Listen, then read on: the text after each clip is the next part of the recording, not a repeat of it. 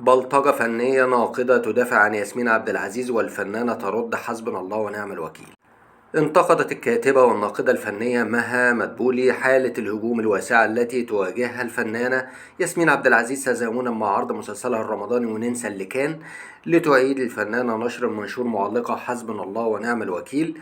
وكتبت مها مدبولي عبر صفحتها على موقع فيسبوك: تواجه ياسمين عبد العزيز حملات مسعورة على مواقع التواصل الاجتماعي بهدف النيل من موهبتها وزحزحتها عن مكانتها الفنية، بل وضرب استقرارها النفسي وبنيتها الأسرية، وقد تزامن ذلك مع عرض مسلسلها الجديد وننسى اللي كان.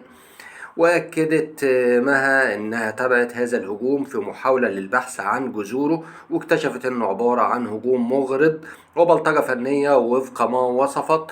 وأضافت الكاتبة إن الهجوم المتبع يعتمد على مقولة مترددة في الأوساط الشعبية، وهي خدوهم بالصوت لا يغلبوكم. وتابعت مها لأن هذه الحملات بدأت في الهجوم على ياسمين عبد العزيز بطلة وننسى اللي كان قبل أن يكتمل عرض الحلقة الأولى منه، حتى بات واضحا أن الفنانة هي المستهدفة من وراء هذا الهجوم وليس المسلسل. وأضافت مها الهجوم ينصب عليها بصورة محددة لتصفية حسابات شخصية وليس لأسباب فنية أو بناء على تحليل نقدي للمسلسل، وهذا مؤشر خطير على تحول الصراع في الوسط الفني من المنافسة الشريفة إلى البلطجة الفنية. فلم نكن نرى هذا التضليل الفني من قبل، لقد أفسدت بعض النجمات الجديدات قواعد المنافسة وقلبت موازينها. وقالت ما هناك 3 أو 4 نجمات يفرضن وجودهن على الساحة بالقوة المادية والنفوذ الصارخ، وهن يرين في ياسمين عبد العزيز عقبة في طريقهن، لكنهن رغم ذلك لم يستطعن أن يسحبن البساط من تحت أقدامها، وأقصى ما وصلنا إليه هو البقاء في قائمة الأدوار الثانية.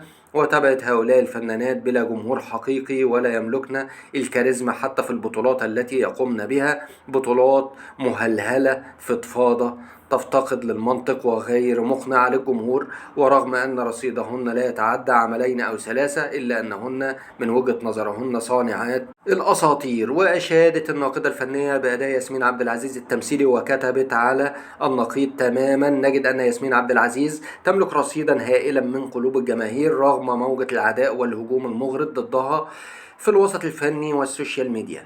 وتابعت كما أنها تتسلح بموهبة كبيرة وحضور لافت وتميز في الأداء الكوميدي والتراجيدي، وتؤدي أدوارها باقتدار وإقناع جعلها تصل إلى مرحلة النضج الفني.